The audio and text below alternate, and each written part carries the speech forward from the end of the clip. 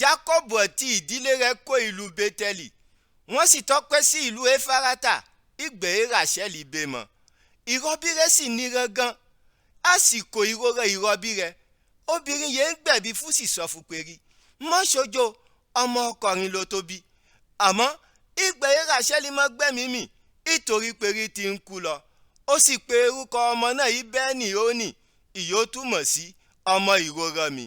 Àmọ́ Jákọ́bù bàbá ọmọ náà sì yí orúkọ náà padà, ó sì pè é Bẹ́ńjámínì, ìyó túmọ̀ sí ọmọ apá ọ̀tún. Ráṣẹ́lì sì kú, ó sì sí ẹ̀bá ọ̀nà ìlú Éfárátà, ìyá ń pè é Bẹ́télẹ́hẹ́mù ẹni. Jákọ́bù sì rí òkúta kan sí dúró sérí sàréè Ráṣẹ́lì, òun sì lé òkúta sàréè Ráṣẹ́lì, ó sì wọ̀ títí di èní.